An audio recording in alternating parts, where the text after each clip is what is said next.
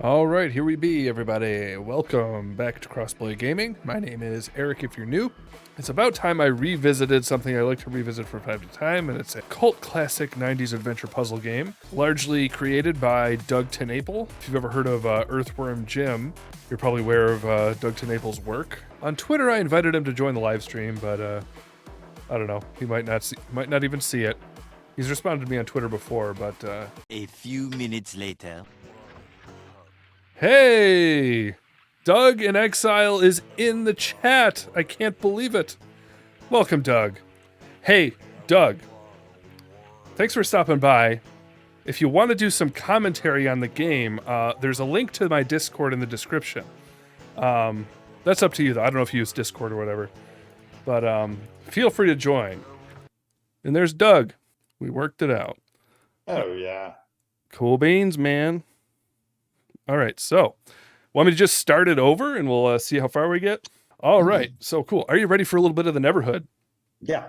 Let's say new game. I don't think it's going to play the beginning cutscene again, but we already did that, so here we go. Yeah. All right, what do we got here? All right, so what was sort of your design philosophy as you started making this? We did a lot of the work, almost all of it on paper first in my living room. My buddy Mark Lorenzen and I did a lot of the design. So we had most of the game kind of laid out before we even started really tracking everything. Like I was talking to Mike Dietz and Ed Schofield, other guys on the project. It was mostly me and Mark Lorenzen that started the whole thing. But I was asking them about, could we have a character be a sprite that can walk back and forth? And do we green screen a puppet? And Mike Dietz would say, yeah, we can. Okay, so that's a question I had was, it's all claymation style. So the actual sprite here was originally clay as well. It's just a repeating, it's not actually animated, but in the style of claymation, you actually did sculpt this specific figure? Yeah, that's a 12-inch model. Nice. Yeah. And then this thing down here as well, I assume. Here, I'll get you a little visual real quick. Oh, sure, okay. So this is just an example of a cast of the original puppet. So nice. There was a model that model in the game we cast into this figure. So this is a resin figure, but we used the same. So these are the exact size of that puppet is this. Very nice. So that one in particular, same paint too, by the way. There's the same colors and everything as that one is. So wow. So is that what you're holding? Was that an actual resource in the game somewhere, or is that something made after the fact, or? It was made after the fact, just for press. Yeah. This is one of 34, so we made 34 of these. Beautiful. Do you still play the game from time to time? No. I rarely play my own games. It's more fun to make them, and by the time you're done making them, you're like moving on to something else. But so, and probably Earthworm Jim is a lot more replayable than this is. But this is good for nostalgia. This one hooked everyone in the heart. This one got everyone by the heart. So, here we go. There it is. Okay. Don't want to get stuck here when you haven't even been here that long. Yeah.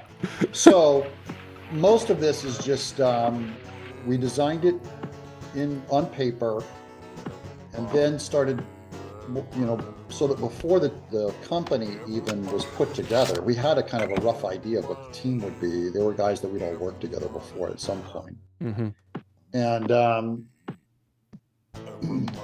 And all of it worked on paper before we ever did anything. All of this. Yeah. So that's just a 2D sprite. The character is, and the backgrounds are that actual set is probably 1 foot by 1 foot box that we're building the clay in. This was probably like a 1 foot by 1 foot, maybe 2 feet by 2 feet that we'd photograph, and the actual sculpted panel. And because the style and all this 2D animation is Mike Dietz, and then Mark Lorenzen did the voice of Willie Trombone. Right. Which voice? I remember you did. You did Hoborg. That guy Clog. I did Hoborg, and I did Clayman, who only speaks once when he says his name. That's right. Yeah. All right. So here's a little of this 2D animation. Our little Bible story. Hello. All right, I'm not going to walk down the whole hallway now. I guess I'll save that. Yeah, that'll take that's 15 minutes of time. Yep.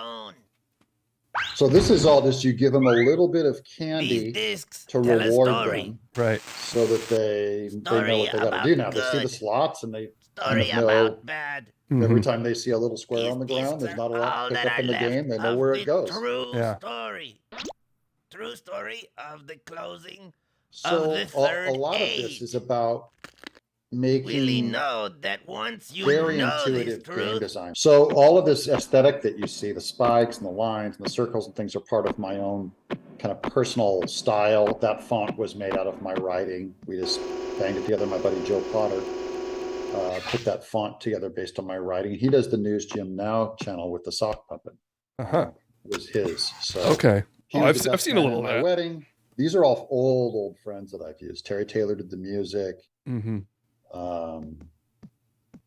That's part of the fun of the game, was being with really fun, nice people, which you don't see in video games very often either. Yeah, this is one of those few handful of games, I would say, that is basically imprinted on my brain because I played it so many times. Say like there's this one, Mario 64, Myst. Myst was a big influence on this game too. Yeah, for sure. Because we were all playing through Myst at the time. Yeah, it is cool that you combine the side scrolling and the first person though. Yeah. Oh wait, we got to do. That's about intellectual property. As I go, we need to create a character. You can't not see him, which is a problem with Myst, is when it's point of view. So we decided to do, and now it's not great gameplay because it's not twitchy. It's like you got to click and it just goes. You know, you got to be. It puts you in a mood. Is more what we were trying to do than anything else. Yeah, there are still some good games like of this genre now, but they're all indie. That's the thing. Yeah. Yeah. And like, by the way, we could do this game. We don't own the Neverhood rights. It was bought by DreamWorks was bought by EA. So EA technically owns the Neverhood rights, but we could do another Clay animated game with just as much whimsy, great characters, but it would cost some money. Yeah, I know. I did play. What's the one that came after? That was a few years ago. Armacrog. I did enjoy that, although you said you weren't quite as involved. I think was not as involved, so it's difficult. I mean, you have to start a company, and with this game, because Spielberg funded it. We had all the money we needed. He was just like, go do what you want, here's the money. So it was the dream project from that standpoint. Right. That's what we would need as an exec to do something similar. But I would need someone to come in and drop, I would say at least they would have to start at 2 million. Yeah. We could do all clay sets, same size. It would be pretty easy work to do. And we could get all the heart and all the fun just like this. So if anyone ever knows anyone with $2 million, and they are out there, they complain. They complain that there aren't enough good family kind entertainment. They do not pay for this. They'll go throw their money at some piece of garbage somewhere else. And they don't, I got nothing for them. I have no sympathy for a lot of the cultural complaints. I wish people... Now I know I have the way that I solve this puzzle. I feel like there's like a principle. I think the principle is you touch the man, not the pieces. You touch the man and bring the pieces to the limb that you want it to go to. Try touching the man. Yeah. Well, I do know the solution. I'm just saying the way I do it. Like I feel like I'm sort of like cheesing it, but like. Usually I'll just hit the one twice and then hit the other side and then it goes. Oh, okay. So yeah, I think there's like another, like, I think there's a logic to it though. You touch the man and it brings the piece to him. Yeah. Instead of touch the pieces. Okay. So we have a very cool cutscene. Oh, okay. But I have to ask you about this, Doug. We have to do the mushroom here. Yeah. Okay. By the way, I built a ton of that set. I love it. Now, this animation I did not do. This one was Ed Schofield. He was one of the other guys on Earthworm Jim. Is one of my good buddies. Did this great animation. The That's awesome. I have to know about this sound effect coming up. It's so good. So there's burp number 1. I think it was a generic burp, sound effect Yeah. thing that we had. I'm sure Ed put some of his own burps and probably has some of mine in there too. Oh my It's gosh. mostly a sound effects track. How long It's is did you actually time it? How long is it? Well, this is the the last second one's 1 minute. There's 1 minute. I believe it's 1 minute. All right, everybody ready for the 1 minute? We have to do it. Oh. It's not as big of a time investment as the hallway, you know. That's a lot more entertaining too. That's just a great animation. The mouth going around is just hilarious. Oh my gosh.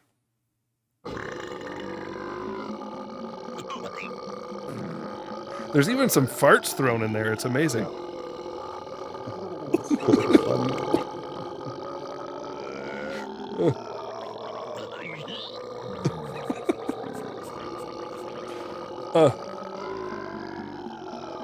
It's like music.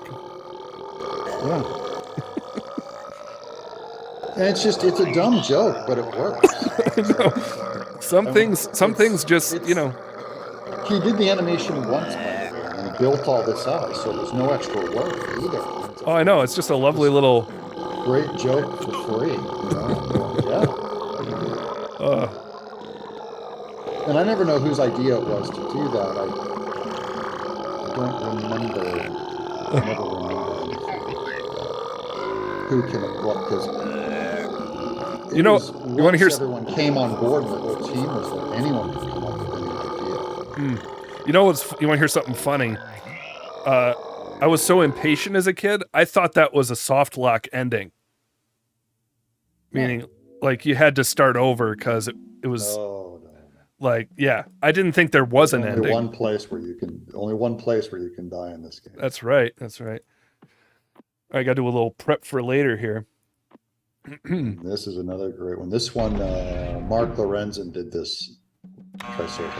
He was also on Earthworm Jim.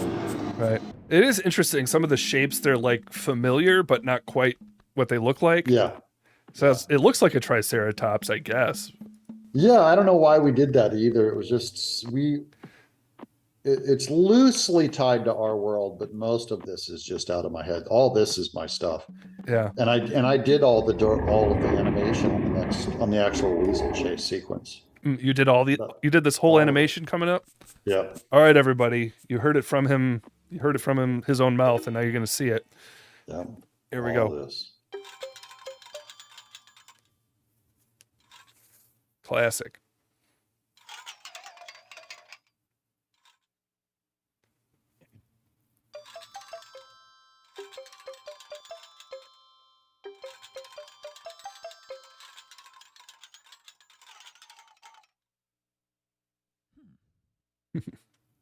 So, do you currently have a way to get this game to run on your computer? No. If you want it, I can tell you. If you have a disc. I have a disc somewhere. I'm on a Mac. Yeah, it doesn't matter. You just need Scum VM. It actually makes a few of my old games work that didn't. Makes Curse of Monkey Island work. Makes Riven work.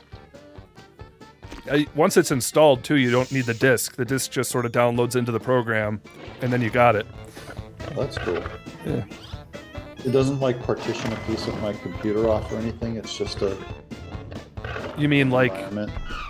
Yeah, so you don't. The package that's installed. It's not like. Oh, like it makes a fake second computer inside your computer or something? Yeah, I don't think it's anything weird like that. I guess it's kind of an emulator of sorts, but for older PC games. Yeah, it's a Windows 95. Yeah. But it's like it replicates a certain engine, like the engine that this and a few other games were built on.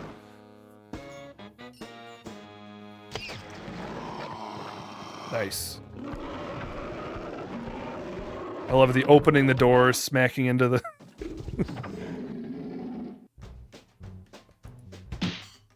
Oh, wait, we need the match, don't we? Yeah. Oh, I love that animation. Yeah, I get the head snap. That's a Mike Dietz animation, too. He did all the... We gave him all the hero poses because he's the best of all of us. And then... Ed's probably second best, so we gave him some of the money shots. And then I do the bulk. I'm bulk animator. Like, I'm just known for volume, man. That I can pound it out like nobody's business. Isn't that what you said about, I think I heard you say that in some context about your Earthworm Jim work. They picked you because you animate real fast. Yeah. It's really, I'm not that precious, and the other guys are very precious, and so you get better results when you're precious, but it slows you way down. Oh, this is one of my favorite jokes coming up. I designed that guy and built that model. Nice. Beautiful. Willie. Love that joke. Yeah, I know, me too. God, I think we got that timing from Ren and Stimpy or something. It's just so dumb. We're stealing from Warner Brothers, and you know. But this set is actually, that's like probably, I'd say, maybe 12 or 18 feet long. That actual physical length of that set is really long. It's so how it's like plywood underneath that. Yeah, like I obsessed over some of this as a kid. Like I watched like the making of stuff you included with the game. I feel like I remember seeing an image where for the first person, like you're pushing a camera along a track. Yeah, so that's Ed Schofield did put that system there. There's a track. We called it Amish. I think it's called Amish motion or Amishmation. We called it Amish because the camera sat on a wood plank, a wood, pad. And then under it were two pegs, like literal wooden pegs. Yeah. And then we took a router and drilled a track in wood. And so the pegs set down in the wood, to move the camera through. You just push the pegs through the thing to keep the camera registered as you push it through the track. Yeah, I just one frame at a time. And you shoot it one frame at a time as you go through the track. It's animated. Right. And then there's a removable floor that covers the track, and then you just heal up the clay. Right. That's more what I was kind of wondering about, is like you don't see the track in front of you during the animation. That's right, because by the time the camera gets over the next panel, you remove the panel. Right. And it's off screen underneath. Okay. So back behind it, right, is a bunch of opened up stuff, and you just heal it all up when the camera turns around. Nice. To go back the other way. How'd you come up with the design for this car? That's just my weird seed pod stuff. I think Mark Lorenzen actually did the sculpt, but I did the design of it. Yeah. It's just so strange. I have a lot of like seed pod kind of, they look like seeds almost. Crustacean isn't a lot of that's in my work. A lot of nature. Gotcha. This I composed also on paper, just even that shot of depth and, you know what I mean? All the groundwork and everything, like it's all on paper. So it would be well composed. Right. Yeah, so you probably kind of had to think of it like in 3D to get all the angles and And we would do little cardboard boxes, models, and pretend, before you build anything, you kind of get a look at it to make sure. All right, so it's 31204.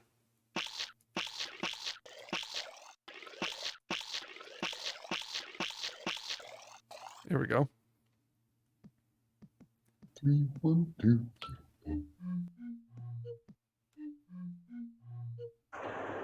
Hey. Oh yeah. I think I remember you explaining. This is good too. That's Mark. So Mark and I made NFTs together. I met him in 1984, my freshman year of college, and he is the smartest man I've ever known. He's a genius. He programs. He's a programmer right now. He's an amazing guy, and he built this room too. He built most of the interiors. Beautiful. Oh, I forgot to close the gate. Oh yeah, from in that room you have to go all the way back. I never forget that. So just to go into the design, because to me the minimalist design is one of the things that's great about the game is you don't have an inventory. You click a thing and you pick up just one item. What it does is the rules are so basic that the rest of the game is just kind of visual design. We always saw it as like playable art. Mm-hmm.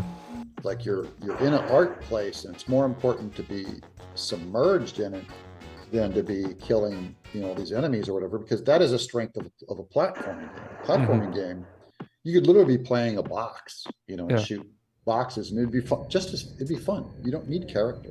Yeah, I've actually got Skull Monkeys Yeah. emulation possible on here, which is I've only just started. Did you have similar amount of involvement with that one? Yeah. Same team. We were all on fire for that thing, and yeah. I have yet to play that one all the way through. I'm not the best at platformers. That was another example of this game didn't sell well enough for us to do a sequel. So we said, well, let's go back to our platform roots. And so that's where Skull Monkeys came from. But if this thing had been a huge blockbuster, we'd probably done a part 2 and done a sequel like this. So everyone goes like, why didn't you do another? When are you going to do another? And I just go, where were you when we sold this game? Well, there wasn't even like social media and stuff back then, or like that kind of communication of the kind of passion that was behind this kind of stuff. And it got just demolished by the games media because they were against these kinds of games, and we were, hardcore platforming gamers. And the idea that we were doing a point and click adventure, they're like, oh, we hate this. I'm going, it's the most original stuff. Not the H puzzle, but the design, and it was all clay. They're so dumb. I'm going, you guys are you're so wrong. And then over time, it's weird because the people where this burned an image in their head as their youth, it haunted them forever. They're like, this game is like all I played. It made a deep, deep impact especially on kids, but even adults would play it. Casual gamers really had a lot of fun with it. So it's kind of one of those things where some things that are successful will not make you rich, and the things that make you rich aren't always artistically, what you want to get out of life. Right. Another one of my favorite animations here. I remember I had a babysitter over. Okay, I made her play this game. Yeah. And we got to this part with the bug, and she just had to. Now this one I did the bug, and I was using some kind of a rubber cement as its saliva. It's just disgusting. It's very who's the guy that did Terror and Space Terror? Corman. Okay. Corman did like Space Terror, and there's this bug that's really evil. Yeah. But we called the bug Frenchie. What's his name in the game? And he pulls his tongue out and he covers you in snot. Oh, it's so good. I did that. That's me. All right. So let's see if I can remember how to. Where was it? We need the upright one. Just gotta think about it. Yep. Yeah, these are all. They look like letters, but then they're kind of not. Yeah. It's just so weird. Those are our little Neverhood symbology there. Yeah. That was a cool thing about Riven is they had a whole number system that was actually real, and you had to apply it in the game, but they would have activities that taught you what they even mean. Cyan's work, and we were big fans of that. They did a much better job than we did, but we got a lot of our stuff from them. They were a big inspiration for this game. Yeah, they got a new project going now, which I'm looking forward to. Firmament. That should be interesting. I'm surprised it's so hard to make a company. I can't believe these people are able to. They've held on. They held on through a lot, I guess. But yeah, and they're great guys. Yeah. All right, I'm going to jump. All right, sir. It's too much hairier. Yeah, you're about to cut off anyways. So, hey, I appreciate the company, appreciate the commentary. I'll probably upload some clips of this. It'll be fun. But if you want to ever do commentary on the rest of the game, do this again, let me know. Or if you want to have another conversation on my second channel, talk about a bunch of other. Sitting and talking is funner than playing a game because I've seen this game so many times. Absolutely. So I love the game. This is probably the best thing I've ever been involved with. So hey, just to say, this game is the closest thing to my heart. I think it's the most creative thing we've ever done, the most unique thing ever. And so to that end, I'm super proud of it. It's just, I never like anything that I've already finished and done. I'm on to the next thing.